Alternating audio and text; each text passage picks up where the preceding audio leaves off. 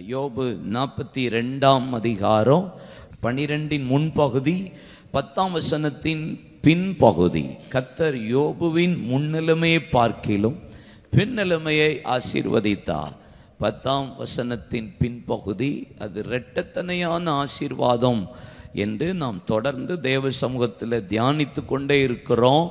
ஆண்டவர் நம்மை பலப்படுத்தி கொண்டே இருக்கிறார். வசனத்தினால ஆண்டவர் 2 மடங்கு ஆசீர்வதிக்கிறவர். 41 வரைக்கும் பார்த்தீங்கன்னா 42 வரைக்கும் அவனுக்கு பாடுகள். முதல் அதிகாரத்தை விட்டுட்டு 2ஆம் அதிகாரத்தில் இருந்து பாடுகளாக தான் இருந்தது. Lot of trouble. பட் 42ஆம் அதிகாரம் டபுள். எவ்வளவு ட்ரபுள் இருந்ததோ அந்த அளவுக்கு கர்த்தர் டபுளாக கொடுத்து ஆசீர்வதித்தார் என்று கடந்த நாட்களில் தொடர்ந்து வசனத்தின் அடிப்படையில் தியானிக்கிறோம். கடந்த நாட்களில் யோபுவின் முகத்தை பார்த்து தேவன் சிறையிருப்பை மாற்றினதும் 2 மடங்கு ஆசீர்வாதத்தை பெற்றதும் தியானித்தோம். அதற்கு பின்பாக யோபு சொல்லுகிறான், அவரே என்னை கவிழ்த்து போட்டார் என்பதாக. கவிழ்த்து போட்டது அவரா, இல்லைன்னா ஏன் என் வாழ்க்கை கவிழ்த்து போடப்பட்டது என்பதை கடந்த நாட்களில் அதையும் மெடிடேட் பண்ண கர்த்தர் நமக்கு உதவி செய்தார். இன்றைக்கு யோபுவிலிருந்து ஒரு வேத பகுதியை உங்களுக்கு முன்பாக நிறுத்த விரும்புகிறேன். யோபு 5ஆம் அதிகாரம் அதனுடைய 17, 18, 19 வசனத்தை நாம் வாசிக்க கேட்போம். யோபு 5ஆம் அதிகாரம் அதனுடைய 17, 18, 19. இதோ தேவன் தண்டிக்கிற மனுஷன் பாக்கியவான். யோபுவை பார்த்து அவனுடைய நண்பர்கள் சொல்லிட்டு இருக்கிற ஒரு வார்த்தை, இதோ தேவன் தண்டிக்கிற மனுஷன் பாக்கியவான். ஆகையால் சர்வ வல்லவருடைய சிட்சையை அற்பமாக எண்ணாதிரும். அவர் காயப்படுத்தி காயம் கட்டுகிறார். அவர் அடிக்கிறார். அவருடைய கை ஆற்றுகிறது. அவர் தான் அடிக்கிறார், அவர் தான் காயப்படுத்துகிறார், அவர் தான் ஆற்றவும் செய்கிறார். 19. 6 இக்கட்டுகளுக்கு உம்மை நீங்கள் ஆக்குவார். 7ஆவதிலும் பொல்லாப்பு உம்மை தொடாது. யோபுவை பார்த்து ஃப்ரெண்ட்ஸ், இந்த யோபு 1ஆம் அதிகாரத்தில் நீங்கள் கடைசி வசனத்தை வாசித்து பார்த்தீங்கன்னா ரொம்ப ஆச்சரியமான ஒரு வார்த்தை இருக்குது. 1ல் கடைசியில், இவைகள் எல்லாவற்றிலும் யோபு பாவம் செய்யவில்லை, தேவனை பற்றி குறை சொல்லவும் இல்லை, எந்த விதத்திலும் நெகட்டிவாக பேசலை, பாவமும் செய்யலை, குறையும் சொல்லலை. அந்த அளவுக்கு அவர் வாயை அவ்வளவு காத்துக்கிட்டார். ஆனால் என்னைக்கு இந்த ஃப்ரெண்ட்ஸ் மாதிரி 1 மாதம் பக்கத்தில் உட்காந்துட்டு அதுக்கப்புறம் பேச ஆரம்பித்ததுக்கு அப்புறம் யோபு தன் வாயை திறந்தார் அப்படின்னு இருக்கும். சில ஆள் நம்ம கூட இருந்தால் நம்ம வாய் சும்மா இருக்காது. ஹலோ, இருக்கீங்களா? ஏதோ தீர்க்க தரிசனமாக வர்ற மாதிரி நீங்கள் முகத்தை காட்டுறது தெரியுது.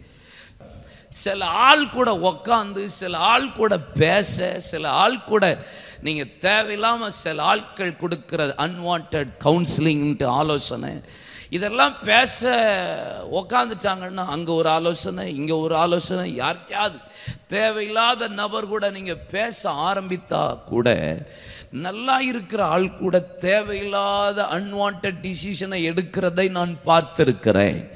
யோபுவும் 1ஆம் அதிகாரம் முடியும் வரைக்கும் பாருங்க, அவன் எதையுமே பேசலை, பாவம் செய்யலை, கர்த்தரை குறித்து குறையும் பேசலை, முறுமுறுக்க கூட செய்யலைன்னு தான் வேதம் சொல்லுகிறார். அப்பேற்பட்ட ஆளு கூட அவனுடைய நண்பர்கள் உட்கார்ந்த பின்பு மனைவி கூட பேசுறா, தேவனை தூஷித்து ஜீவனை விடும் என்று. அவன் என்னை கொன்று போட்டாலும் அவர் மீது நம்பிக்கையாயிருப்பேன், என் மீட்பர் உயிரோடு இருக்கிறா, அந்நிய கண்களில் என் சொந்த கண்கள் காணுன்னு சொல்றார். ஆனால் நண்பர்கள் உட்கார்ந்து பேச ஆரம்பித்து எடுத்த கணைகள் ஒவ்வொன்றும் பார்த்தா யோபுவை தாறுமாறா பேச வைத்தது பல விதத்தில். அப்புறம்தான் 40ஆம் அதிகாரத்தில் யோபு, இப்போ நான் பேசுகிறேன் நீ கேட்குறியான்னு சொன்னதுக்கு அப்புறம் தான் கையை எடுத்து வாயை பொத்திக்கொண்டே. ஆமா, இப்ப பேசுற ஆளு பேசின உடனே வாயை பொத்திட்டார். ஆகா, நம்ம டூ மச் ஆஃப் டாக்கிங் நடந்துட்டு போல, கொஞ்சம் அமைதியா இருந்தாதான் நல்லது, கொஞ்சம் பேசாம இருந்தாதான் நமக்கு 2 மடங்கு வரும்னு அவனுக்கு தெரிந்த பின்பு அவன் மௌனமா இருந்தான், வாயை பொத்துனான். கர்த்தர் இடைப்பட்டார், ஆண்டவர் அவனை 2 மடங்கு ஆசீர்வதித்தார் என்று வேதம் சொல்லுகிறார். இப்போ அவனுடைய நண்பன் யோபுவை பார்த்து ஒரு வார்த்தை சொல்றாரு. அவர் தான்ப்பா அடிப்பார், அவர் தான் காயம் கட்டுவார், காயப்படுத்தினார்னா காயம் கட்டுவார், அடிச்சார்னா அவர் தான் ஆற்றுவார், அதனால நீ கவலைப்படாத. ஒரு காரியம் சொல்றாரு 19ஆம் வசனத்துல. என்ன சொல்றாரு? 6 இக்கட்டுகள் உங்களை நீங்களாக்குவார், 7ஆவதிலும் பொல்லாப்பு உம்மை தொடராது. என்னென்ன இக்கட்டுன்னு பார்த்தீங்கன்னா அதுல அடுத்த வசனத்துல சொல்லியிருக்கிறார். 20ஆம் வசனத்திலிருந்து 6 இக்கட்டு சொல்லுகிறார். 1 பஞ்சம், 2வது மரணம், 3வது பட்டயம், 4வது நாவின் சவுக்கு, 5வது பாழாக்குதல், 6வது காட்டு மிருகங்கள். 6 இக்கட்டை பத்தி யோபுட்ட சொல்றாரு. 6 இக்கட்டுகள் உம்மை பிடித்திருக்கும், 7வது வந்தாலும் கவலைப்படாது, ஓய் உம்மை தப்புவிப்பார் அப்படின்னு சொல்லுகிறார். 6 இக்கட்டு, மரணம் அப்படின்னு சொல்றாரு, பட்டயம் சொல்றாரு, பஞ்சம் அப்படின்னு சொல்லுகிறார், நாவின் சவுக்குன்றாரு, பாழாக்குதல் அப்படின்னு சொல்லுகிறார், காட்டு மிருகம். இதுக்கு ஒவ்வொன்றுக்கும் ஒவ்வொரு விளக்கம் இருந்தாலும் நான் இதை பற்றி பேச போறதில்லை. அப்போ இக்கட்டுகள் அப்படின்னு ஒன்று வந்தாலும் நான் உன்னை பார்த்து சொல்றேன், 6ம் தப்புவித்தாலும் 7ஆவதுலையும் கர்த்தர் உன்னை தப்புவிப்பார், நீ கவலைப்படாத. யோபுவுக்கு வந்த இத்தனை இக்கட்டுகளிலும் கர்த்தர் அவரை தப்புவித்து 2 மடங்கு ஆசீர்வதித்தார் என்று வேதம் சொல்லுகிறார். இந்த இரவு நம்முடைய குடும்பங்களில் பலவிதமான இக்கட்டுகளின் சூழ்நிலை இருந்தாலும் இந்த இரவு கர்த்தர் எல்லாவற்றிலும் தேவன் நம்மை தப்புவிக்கிறதற்கு போதுமானவராயிருக்கிறார். எத்தனை இக்கட்டு வந்தாலும் 7ஆவதும் வந்தாலும் உங்களை தொடாதபடிக்கு கர்த்தர் பாதுகாப்பார். ஒரு நிமிஷம் வாயை திறந்து ஜெபம் பண்ணுங்க. என்னென்ன இக்கட்டு, பஞ்சம், வறுமை, இல்லாமை, பட்டயம், யுத்தம், ஏதோ சாவு, மரணம், இப்படிப்பட்ட நாவின் சவுக்கு. பல பேர் விதவிதமா என்ன பேசுறாங்க. என் மனைவியை குறித்து பேசுறாங்க, என் புருஷனை குறித்து பேசுறாங்க, என் பிள்ளையை குறித்து, ஊழியத்தை குறித்து, என் காரியத்தை குறித்து வித்தியாசமா பேசுறாங்க. நாவின் சவுக்கு வெளிப்படுகிறதா? பாலாக்குகிற காரியம் வெளிப்படுகிறதா? அழிவு வருகிறதா? முற்றிலும் அழிவான சூழ்நிலை வருதா? ஜெபம் பண்ணுங்க. வாயை திறந்து கண்ணை மூடி ஜெபம் பண்ணுங்க. என்னென்ன இக்கட்டுகள் இந்த நாட்களில் உங்க குடும்பங்களையும் உங்களையும் சூழ்ந்திருந்தாலும், 6ஆ இருந்தாலும் சரி, 60ஆ இருந்தாலும், 7ஆ இருந்தாலும், 70ஆ இருந்தாலும் கர்த்தர் அதை தொடராதபடி பாதுகாப்பா. இயேசுவின் நாமத்தில் யோபுவுக்கு இருந்த இக்கட்டை உடைத்தது போல உடைத்து கர்த்தர் 2 மடங்கு ஆசீர்வதிக்கும்படி ஜெபிக்கிறேன். அல்லேலூயா. ஆம். அப்போ இக்கட்டு அப்படின்னு சொல்லப்பட்டிருக்கிறது. எரேமியா தீர்க்கதரிசன புத்தகம் 30ஆம் அதிகாரம் அதனுடைய 7, 8 வசனங்களை வாசிக்க கேட்போம். இங்க தீர்க்கதரிசி ஒரு வார்த்தை சொல்றார், இக்கட்டு காலம் அப்படின்னு. வாசிப்போமா? ஐயோ ஐயோ, அந்த நாள் பெரியது, அந்த நாள் பெரியது, அதை போல் ஒத்த நாள் இல்லை, அதே போல் ஒத்த நாள் இல்லை, அதுக்கு ஒத்த நாள் இல்லை. அது யாக்கோபுக்கு இக்கட்டு காலம், யாக்கோபுக்கு இக்கட்டு காலம். ஆனாலும் அவன் அதற்கு நீங்களாகி ரட்சிக்கப்படுவான். ஆனாலும் ஆண்டவர் சொல்றார், யாக்கோபுக்கு இது இக்கட்டு காலம் தான், ஆனாலும் கர்த்தர் அவனை நீங்களாக்கி ரட்சிப்பார். அந்நாளில் நான் அவன் நுகத்தை உன் நுகத்தை கர்த்தர் முறிப்பாராம், கழுத்தில் மேல் இராதபடி உடைத்து உன் கட்டுகளை அறுப்பேன் என்று சேனைகளின் கர்த்தர் சொல்லுகிறார். அந்நியர் இனி அவனை அடிமை கொள்வது இல்லை. அல்லேலூயா. ஆமென். என்னை புடமிட்டா பொன்னாக துளங்கிடுவே, நான் போகும் பாதைகளை அறிந்தவரே, உந்தன் சொல்லை உணவு போல காத்து கொண்டே, உமக்கே ஆராதனை என் உயிருள்ள நாளெல்லாம், உமக்கே ஆராதனை என் உயிருள்ள நான் எண்ணி முடியா அதிசயம் செய்பவரே,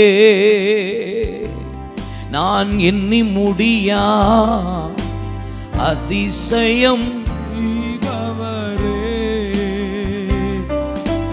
காயப்படுத்தி கட்டு போடும் கர்த்தரே, என்னை அடித்தாலும் அணைக்கின்ற அன்பரே, காயப்படுத்தி கட்டு போடும் கர்த்தரே, என்னை அடித்தாலும் அணைக்கின்ற அன்பரே, எப்போது வருவீரையா, என் உள்ளம் ஏங்குதையா, உமக்கே ஆராதனை என் உயிருள்ள அல்லேலூயா. இக்கட்டு காலம். இந்த வருஷம் நம்ம காலண்டர்ல ஒவ்வொரு காலம் போட்டிருந்தோம் பார்த்தீங்களா? சீசன். இது என்ன காலம்? பஞ்ச காலம், சீசன் ஆஃப் ஃபேமின் அப்படின்னு போட்டிருந்தோம்.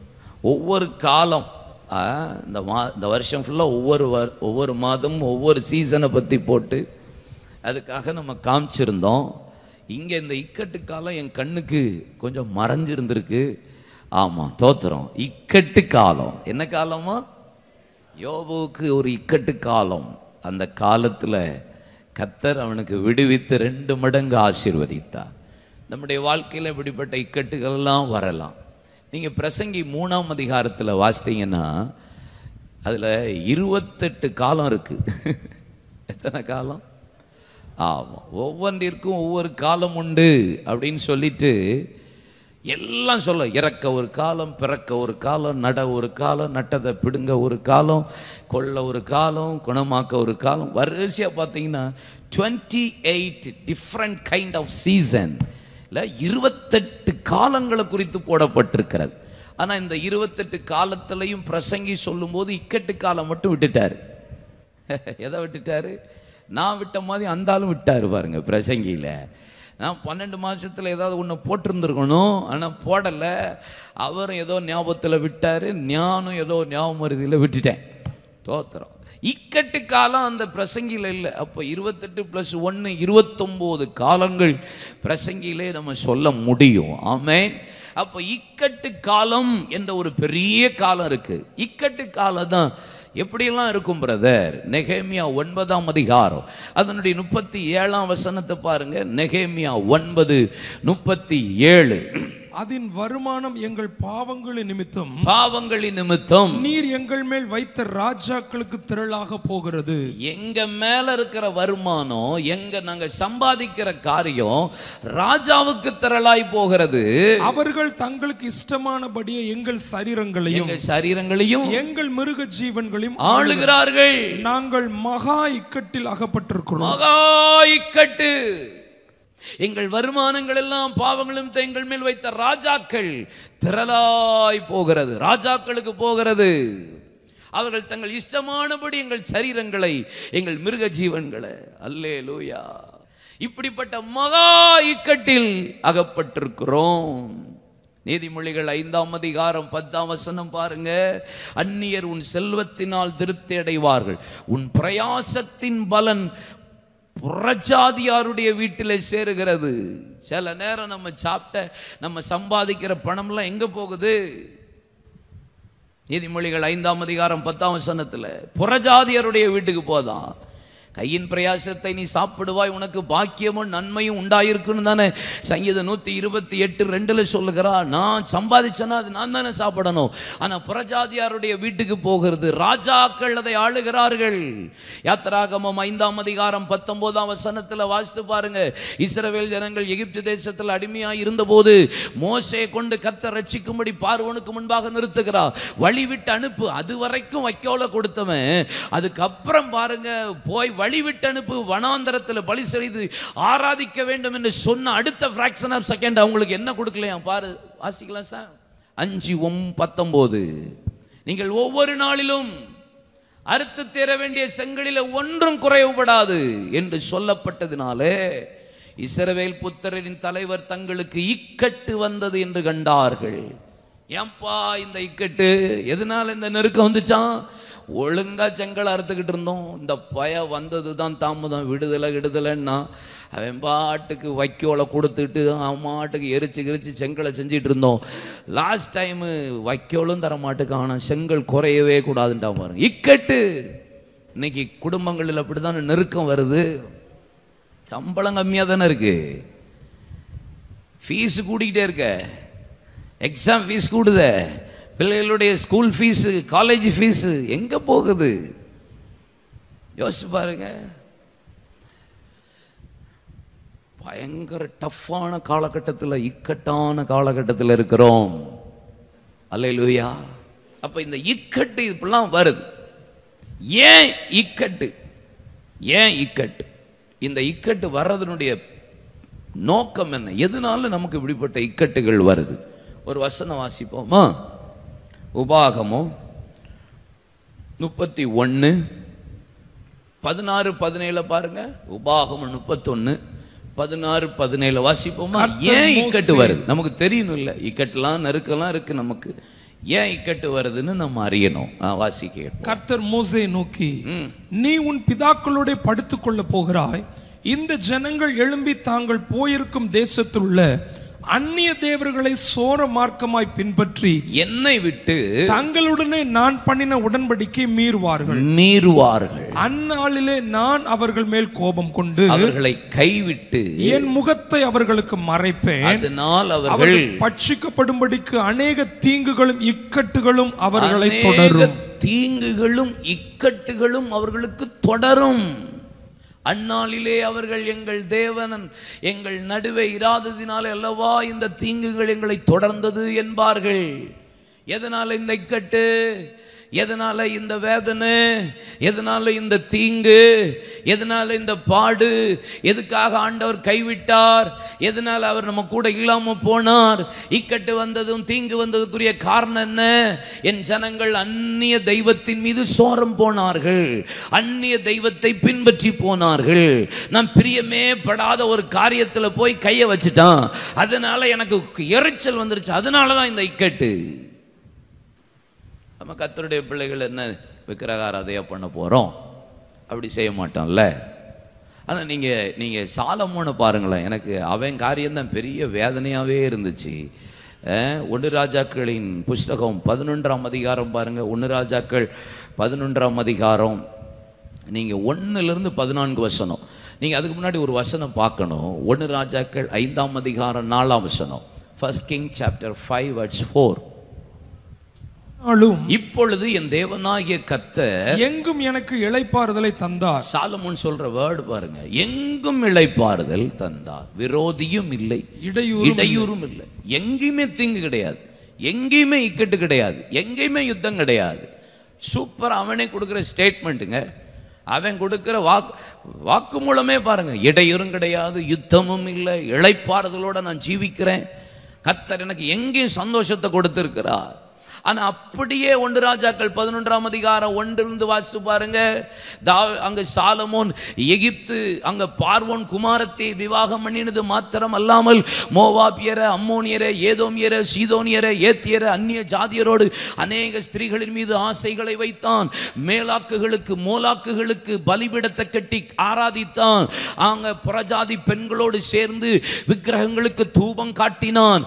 9ஆம் வசனம் பாருங்க. அவர் கர்த்தர் 2 விசை தரிசனமாகியும் சாலமோன் கர்த்தரை விட்டு அவர் தன் இருதயத்தை திருப்பி ஆண்டவருடைய வார்த்தைக்கு கீழ்ப்படியவே இல்லை. கர்த்தர் அவன் மீது கோபம் கொண்டார்.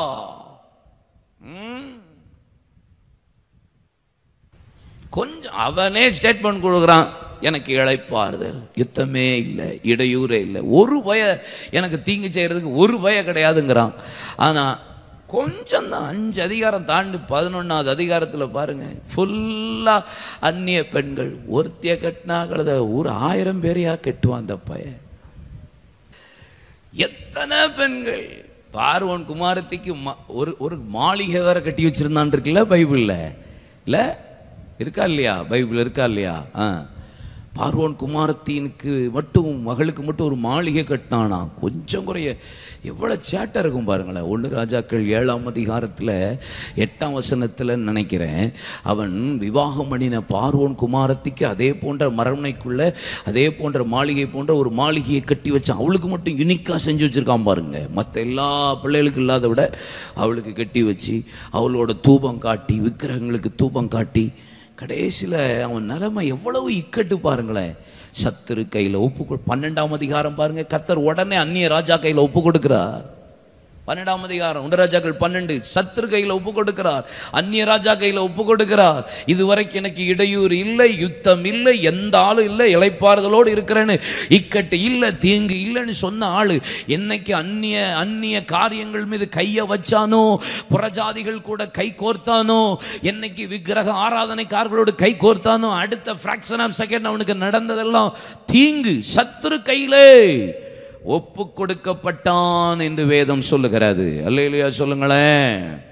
1 கொரிந்தியர் 5ஆம் அதிகாரம் 9லிருந்து 13 வசனம், 2 கொரிந்தியர் 6ஆம் அதிகாரம் 14லிருந்து 17 வசனம்.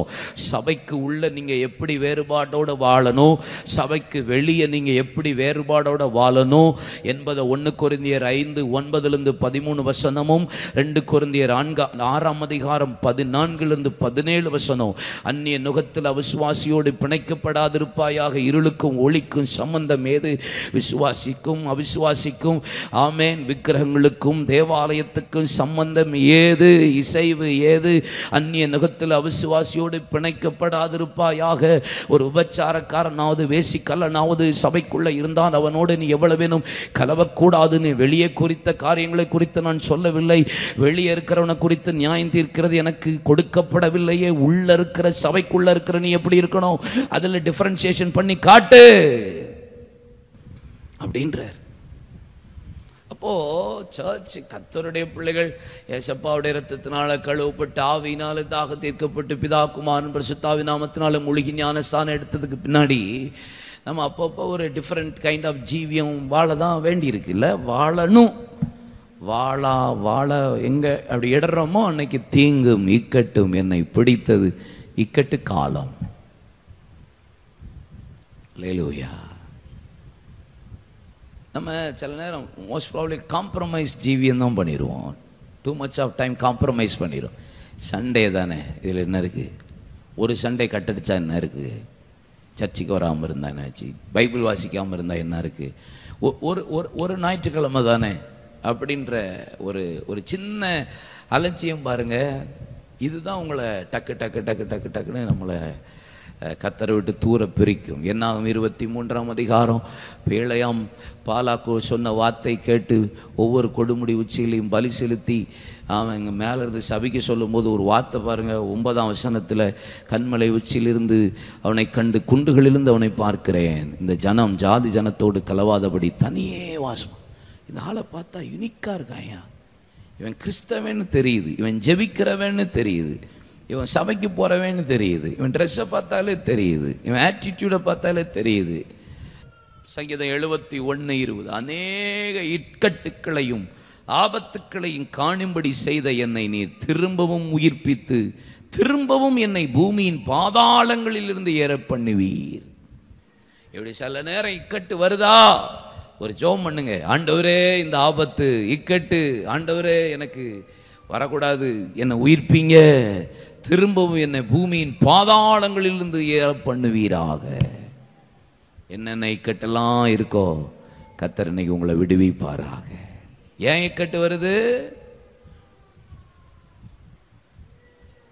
அந்நிய காரியத்தில் போய் கை வைக்கும் போது, உலக காரியத்தோட நம்ம கை கோர்த்து கொள்ளும் போது, உலக மனுஷனை போல ஜீவிக்கும் போது நமக்கு இக்கட்டும் தீங்குகளும் ஆபத்துகளும் நம்முடைய ஜீவியத்தில் வருகிறது. இந்த இக்கட்டில் என்ன செய்யணும்? வேகமாக கொஞ்சம் வசனம் சொல்கிறேன், குறிச்சிச்சுக்கோ. இந்த இக்கட்டில் நீங்கள் செய்ய வேண்டியது என்ன? ஒன்று, தாவீது சொல்கிறான், இந்த இக்கட்டிலேருந்து என்னை உயிர்ப்பியின் ஜெபம் பண்ணுறான். ஆனால் ப்ராக்டிக்கலாக ஜெபம் ஒரு பக்கம், இன்னொரு பக்கம் என்ன செய்யணும்? சங்கீதம் 66:14, 66:14, என் இக்கட்டில் நான் என் உதடுகளை திறந்து, என் வாயை திறந்து, என் வாயினால் சொல்லிய என் பொருத்தனைகளை உமக்கு செலுத்துவே. இக்கட்டு வரும்போது என்ன செய்யணும்பா? உதடுகளை திறந்து வாயினால் சொல்லிய பொருத்தனெல்லாம் இருக்கும்ல. நல்லா இருக்கும்போதும் சில நேரம் கஷ்டம் வரும்போது அடிச்சு கிளப்பியிருப்போம் தெரியுமா? ஏசப்பா நான் இப்படி ஜெபம் பண்ணுவேன், ஏசப்பா என் பிள்ளைய உனக்கு ஊழியத்துக்கு தந்துடுறேன், ஏசப்பா நான் உனக்கு இதை கட்டி தந்துடுறேன்ப்பா, ஏசப்பா நான் சர்ச்சுக்கு கரெக்டாக வந்துடுவேன்ப்பா, ஏசப்பா. நம்ம ஆளெல்லாம் படுக்க போட்டு தான் ஆண்டவர் வாக்குமூலம் வாங்குறாரு.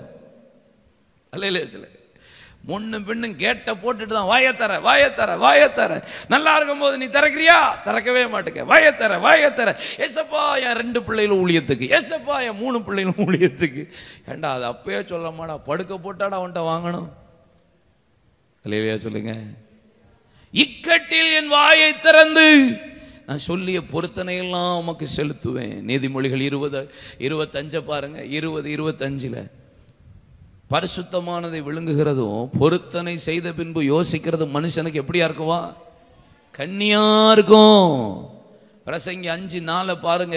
நீ தேவனுக்கு ஒரு பொருத்தனை பண்ணி கொண்டால் அதை செலுத்த தாமதியாதே, அவர் மூடரில் பிரியப்படுகிறதில்லை, நீ நேர்ந்து கொண்டதை செய் செய். அல்லேலூயா. பொருத்தனை பண்ணிட்டு மறந்துடவும் கூடாது. இருங்க, பொருத்தனை பண்றது பண்ணாமல் இருக்கிறது பாவமே இல்லை. நீங்கள் பண்ணாமல் இருக்க பாவம் கிடையாது, பாவமே கிடையாது. Not sin. நீங்கள் பண்ணிட்டு பண்ணாமல் இருக்கிறது தான் பாவம். அதுக்கு நீங்கள் சும்மா அமைதியாக க்ளோஸ் த டோர், வாயை கையை வைத்து பொத்துங்கள், நல்லா இருக்கும். அதுக்கு நல்லா வாயை திறந்து அப்படி செய்வேன் இப்படி செய்வேன், இவ்வளோ கொடுப்பேன் அதை கொடுப்பேன் இதை கொடுப்பேன் அப்படி இப்படின்னு பொருத்தனை பண்ணிட்டு அதை நேர்ந்து கொண்டதை செய்யாமல் போனால் அது உங்களுக்கு பெரிய பாவமாக மாறிடும். இக்கட்டில் என் வாயை திறந்து நான் செய்த பொருத்தனையை நான் நிறைவேற்றுவேன் ஆண்டவரே. எனக்கு அப்படிப்பட்ட பொருத்தனெல்லாம் ஒருவேளை உங்கள் வாழ்க்கையில், ஐயோ யாக்கோபு பாருங்க, ஏன் இக்கட்டு காலம் அந்த பயலுக்கு? யாக்கோபுக்கு அங்கே மேட்ருக்கு வருவோம். ஏன் இக்கட்டு காலம்? ஆதியாகமம் 22ஆம் அதிகாரம் கடைசி 5-6 வசனத்தில் வேதம் சொல்கிறது, அவன் கல்லை நிறுத்தி கல்லை வைத்து தலையில் வைத்து நித்திரம் பண்ணுகிறான். வானத்துக்கு பூமிக்கு ஏணி வைக்கப்பட்டிருக்கிறது, தேவதூதர்கள் இறங்கி ஏறி இறங்குகிறார்கள், தேவதூதர்கள் வாக்குத்தத்தங்களை கொடுக்கிறார்கள், நான் உன்னை விட்டு விலகுவதும் இல்லை உன்னை கைவிடுவதும் இல்லை. உடனே எழும்புகிறான், இது தேவனுடைய வீடே அல்லாமல் வானத்தின் வாசல், கல்லை நிறுத்தி அபிஷேகம் பண்ணி நான் நிறுத்தின கல் உமக்கு வீடாகும், தேவரீர் எனக்கு தருகிற எல்லாவற்றிலும் உமக்கு தசமபாகங்களையும் பாணிக்கைகளையும் செலுத்துவேன் என்று பொருத்தனை பண்ணி கொண்டான்.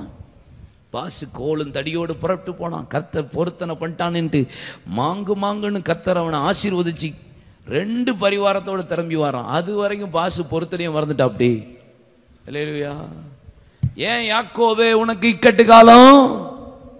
எதுக்கு யாக்கோபுக்கு இக்கட்டு காலம்? சொன்ன பொருத்தனையை மறந்து போனப்பா. சொல்லிட்டு போனிய வீர வசனத்தோட வெறும் கையோட கோலோட போறேன்னு பாட்டு பாடினிய, வெறும் கோலும் கையும் பாடுனி இல்லப்பா. திருப்பி 2 பரிவாரமாகும். இப்போ என்னாச்சு? எங்க அண்ணன் வாரான் 400 பேரோட கொலை பண்றதுக்கு. இப்போ ஆள் திரும்பி இக்கட்டு நெருக்கின உடனே தான் முழங்கால் போட்டு 2 பரிவாரங்களை பிரித்து தேவ சமூகத்தில் உட்காந்து ஆண்டவரேன்னு கதறான். அதுக்கப்புறம் தான் கத்தரை நோக்கி கூப்பிட்டதுக்கு அப்புறம் தான் பாசுக்கு ஞாபகமே வருது, பண்ண பொருத்தனையை விட்டோம்டா சாமி. அல்லேலூயா. நீங்கள் யோனா தீர்க்க தரிசன புஸ்தகத்தை பாருங்க, 2ஆம் அதிகாரத்தில் வயிற்றுக்குள்ளே இருக்கும்போது தான் நம்ம ஆளுக்கே வருது பொருத்தனை. யோனா 2ஆம் அதிகாரம், நான் சொல்லிய பொருத்தனையின்படி நான் தேவாலயத்துக்கு போவே, நானோவெனில் துதியின் சத்தத்தோடு உமக்கு பலியிடுவேன், நான் பண்ணின பொருத்தனையை செலுத்துவேன், ரட்சிப்பு கர்த்தருடையது என்றார். எங்கிருந்து? இக்கட்டிலிருந்து. பாசு வெளியே இருக்கும்போது ஒழுங்கா போடா நினிவேக்குன்னு சொன்னா நம்ம பாசு ரூட்டை மாற்றி தர்சீஸுக்கு போயிட்டு இருக்கிறாரு. கத்த சொன்ன அழைப்பை விட்டுட்டு ட்ராக்கை மாதிரி போயிட்டு இருந்தா உன்னை வயிற்றுக்குள்ள வச்சு பொருத்தனை செய்ய வைப்பாரு. இல்லையா சொல்லுங்க. சில ஆட்களை உள்ள வச்சு தான் பொருத்தனை பண்ண வைப்பாரு. இன்னைக்கு இக்கட்டுலேருந்து விடுதலை உங்களுக்கு உண்டு. இக்கட்டு காலம் மாறணுமா? சொன்ன பொருத்தனையை நினைச்சு இன்னைக்கு ஒப்பு கொடுத்து மனம் திரும்பி அர்ப்பணிங்க. கர்த்தர் பெரிய அசைவை உண்டாக்குவா. அல்லேலூயா. செஞ்சா என்ன நடக்குங்க? ஆமா, ஆபகுக்கு 3:16 பாருங்க. ஆபகுக்கு 3:16. இந்த இக்கட்டில் நான் செய்ய வேண்டிய 2வது காரியம், நான் கேட்டபோது என் குடல் குழம்பிற்று. அந்த சத்தத்துக்கு என் உதடுகள் துடித்தது. என் எலும்புகளில் உக்கள் உண்டாயிற்று. என் நிலையிலே நடுங்கினேன். ஆனாலும் எங்களோட எதிர்க்கும் ஜனங்கள் வரும்போது இக்கட்டு நாளிலே நான் இளைப்பாறுதல் அடைவேன். எப்படி இளைப்பாறுதல் வந்துச்சு இக்கட்டு நாளிலே? அதுக்கு அடுத்த வசனத்திலிருந்து 18ஆம் வசனம் வரைக்கும் சொன்னா ரொம்ப சூப்பரா இருக்கும். அத்தி மரம் துளிர் விடாமல் போனாலும், திராட்சை செடியில் பலனற்று போனாலும், ஒலிவ மரத்தில் பலனற்று போனாலும், வயல்கள் தானியத்தில் விளையாமல் போனாலும், கிடையில் ஆட்டு மந்தைகள் முதலற்று போனாலும், தொழுவத்தில் மாடு இல்லாமல் போனாலும், நான் கர்த்தருக்குள் மகிழ்ச்சியாயிருப்பே. இக்கட்டில் இளைப்பாறுவேன். எப்படி முடியும்? கர்த்தருக்குள்ள சந்தோஷமா இருக்கிறது எனக்கு பலன். கர்த்தருக்குள் மகிழ்ச்சியாயிருப்பதே எனக்கு பலன். அல்லேலூயா. நெகேமியா 4ஆம் அதிகாரம் அதனுடைய 8ஆம் அதிகாரம் அதனுடைய கடைசி வசனத்தில் ஒரு பெரிய மகிழ்ச்சி உண்டானது என்று போடப்பட்டிருக்கிறது. சந்தோஷப்பட்டாங்களாம். அவ்வளவு மகிழ்ச்சி கர்த்தர் அவர்களுக்கு உண்டாக்கினார் என்று போடப்பட்டிருக்கிறது. சந்தோஷம், மிகுந்த சந்தோஷம் உண்டாயிற்று அப்படின்னு ஆண்டவர் சொல்லுகிறார். இன்னைக்கு ஒரு பெரிய மகிழ்ச்சியை கர்த்தர் நமக்கு தரட்டும். இக்கட்டில் என்னென்ன பொருத்தனை பண்ணீங்களோ அதுக்கெல்லாம் திரும்பி வந்துடணும்ண்ணே. நான் இதாவேன் அதாவேன்னு சொல்லியிருப்பீங்க. சொன்னதை கரெக்டாக செய்யணும். ஊழியத்துக்கு வரணும், வந்துடணும், ஓடிடக்கூடாது. அல்லையா சொல்லிடுங்க. ஒரு ஒரு ஒரு பொருத்தனை என்பது கவனமாக இருக்கணும். சும்மா விளையாடுறது கிடையாது. நீ பொருத்தனை பண்ணாமல் இருப்பதே பிரச்சனை இல்லை.